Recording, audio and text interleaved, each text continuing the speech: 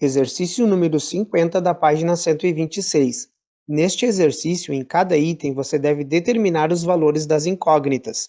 Algumas dicas são: no item A, você pode utilizar a ideia de que ângulos no mesmo segmento de reta, que estão juntos, lado a lado no mesmo vértice, formam ângulo de 180 graus. Ângulos opostos pelo vértice são congruentes, ou seja, possuem a mesma medida. Ângulos consecutivos são suplementares, ou seja, a soma é 180 graus.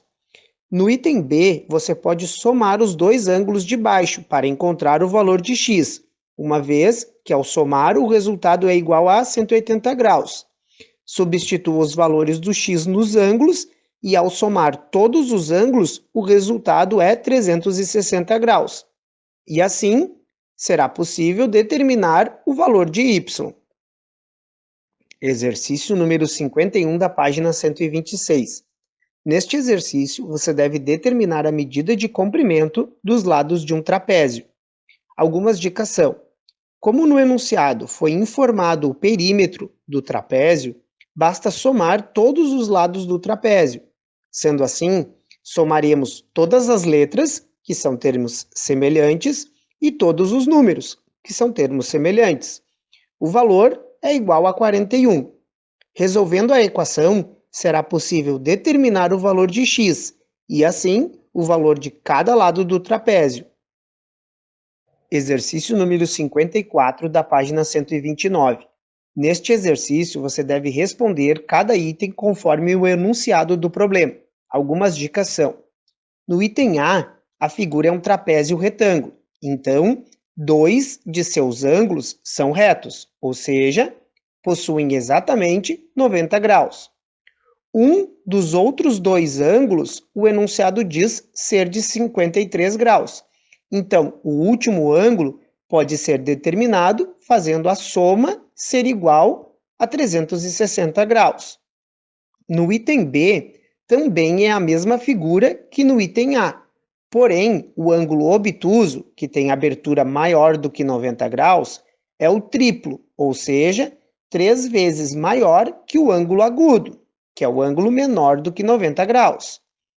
Faça o ângulo agudo ser igual a uma incógnita, x, e o obtuso será 3x. Somando todos os ângulos, será igual a 360 graus. Resolvendo a equação, teremos o valor de um dos ângulos. Basta multiplicar por 3 e saberemos o outro ângulo que restou. Exercício número 58 da página 129. Neste exercício, você deve ler as afirmações e responder os itens.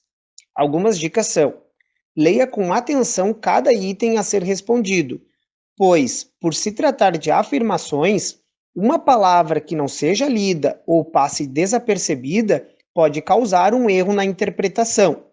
O item A são afirmações válidas para todos os trapézios. O item B são afirmações válidas apenas para os trapézios retângulos. O item C são afirmações válidas apenas para os trapézios isósceles. Para facilitar, lembre o significado de cada tipo de trapézio. Exercício 59 da página 129.